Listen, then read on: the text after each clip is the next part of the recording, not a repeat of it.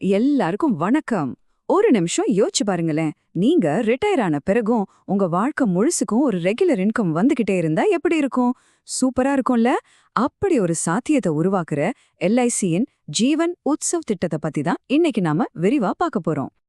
வாழ்க்கை முழுசுக்கும் வருமானம். நம்மள பல பேருக்கு இது ஒரு பெரிய கனவு இல்லையா? இந்த கனவை எப்படி நிஜமாக்கலாம், அதுவும் ஒரே ஒரு பிளான் மூலமா? அத பத்தி தான் நாம இப்போ ஆழமா பார்க்க போறோம். சரி, இந்த ஜீவன் உத்சவ் பிளான முழுசா புரிஞ்சுக்க நாம ஒரு 5 முக்கியமான விஷயங்களா பிரிச்சு பார்க்கலாம். முதல்ல இது என்னன்னு ஒரு இன்ட்ரோ, அப்புறம் இதோட அமைப்பு, பெனிஃபிட்ஸ் எப்படி கிடைக்கும், சில முக்கியமான டீடைல்ஸ், கடைசியா இது யாருக்கெல்லாம் செட் ஆகும்னு எல்லாத்தையும் ஸ்டெப் பை ஸ்டெப்பா பாத்திரலாம். ஓகே, முதல்ல ஒரு சின்ன அறிமுகம். இந்த ஜீவன் உத்சவ் பிளான் அப்படின்னா என்ன, இதோட மெயின் நோக்கம் என்ன, இது எப்படி வேலை செய்யுதுன்னு சிம்பிளா புரிஞ்சுக்கலாம் வாங்க. சிம்பிளா சொல்லணும்னா, இது ஒரு 2-in-1 பிளான் மாதிரி. ஒன்னு, உங்க குடும்பத்துக்கு ஒரு லைஃப் இன்சூரன்ஸ்ங்கிற பாதுகாப்பு வலயம். இன்னொன்னு, உங்களுக்கும் உங்க வாழ்க்கை முழுசுக்கும் ஒரு கேரண்டீடான இன்கம். ரெண்டுமே ஒரே பாலிசில கிடைக்குது. அடுத்ததா இந்த பிளானோட அடிப்படை அமைப்பு, அதாவது இதுல சேர்றதுக்கு என்ன தகுதி வேணும், இதோட ரூல்ஸ் அண்ட் கண்டிஷன்ஸ் என்னன்னு இப்ப பார்க்கலாம். இந்த டேபிள பாருங்களேன். 90 நாள் குழந்தையிலிருந்து 65 வயசானவங்க வரைக்கும் யார் வேணாலும் இந்த பாலிசியை எடுக்கலாம். பிரீமியம் கட்டுற காலத்தை, அதாவது 5 வருஷத்திலிருந்து 16 வருஷம் வரைக்கும் நீங்களே முடிவு பண்ணிக்கலாம். இது ஒரு சூப்பரான விஷயம். மினிமம் சம் அஷ்யூர்ட், அதாவது குறைந்தபட்ச காப்பீட்டுத் தொகை 5 லட்சம் ரூபாயிலிருந்து ஸ்டார்ட் ஆகுது. இந்த பிரீமியம் கட்டுற காலம், அதாவது பிபிடின்னு சொல்வாங்க. இதை நீங்க எப்படி புரிஞ்சுக்கலாம்? ஒரு மாமரத்தை நீங்க 5-10 வருஷம் தண்ணி ஊத்தி வளர்க்குறீங்க.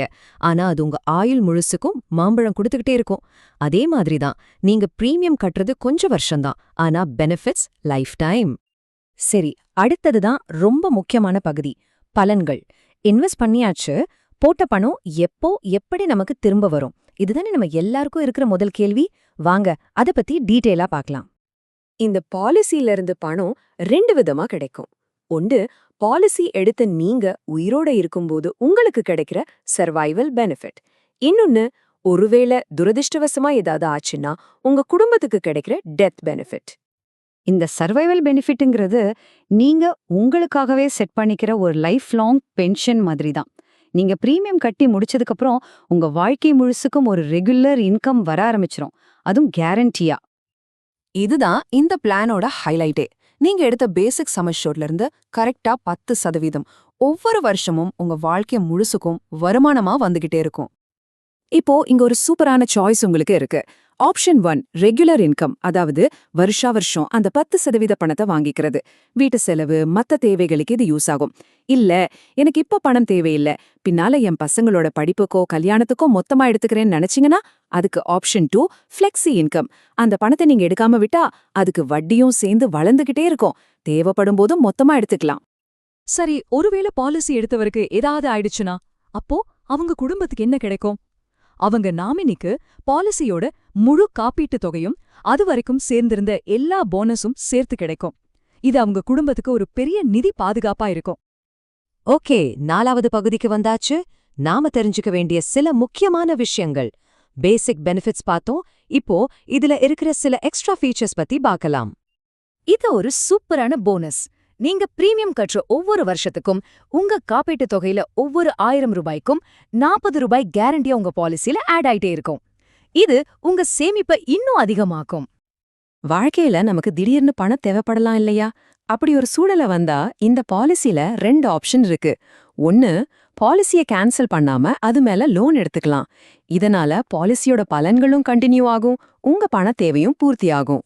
2வது ஆப்ஷன், பாலிசியை வேண்டான்னு முடிவு பண்ணா அதை சரண்டர் பண்ணி அப்போ என்ன வேல்யூ இருக்கோ அதை மொத்தமா வாங்கிக்கலாம். ஆனா உன்னை ஞாபகம் வச்சுக்கணும், சரண்டர் பண்ணிட்டா லைஃப் கவர் முடிஞ்சிடும். சரி, நாம இப்போ கடைசி பகுதிக்கு வந்துட்டோம். இவ்ளோ ஃபீச்சர்ஸ்லாம் பார்த்தோம்.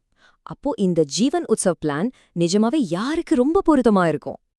சிம்பிளா சொல்லணும்னா, யாருக்கெல்லாம் ரிட்டையர்மெண்ட்க்கு அப்புறம் ஒரு கேரண்டியான லைஃப் லாங் இன்கம் வேணும்னு நினைக்கிறாங்களோ அவங்களுக்கு இது ஒரு பெஸ்ட் சாய்ஸ். அதே மாதிரி ஒரு லாங் டேர்ம் சேவிங்ஸோட சேர்த்து லைஃப் இன்சூரன்ஸும் வேணும்னு நினைக்கிறவங்களுக்கும் தன்னோட குடும்பத்துக்கு ஒரு சொத்தை விட்டுட்டு போகணும்னு ஆசைப்படுறவங்களுக்கும் இந்த பிளான் ரொம்பவே யூஸ்ஃபுல்லா இருக்கும்.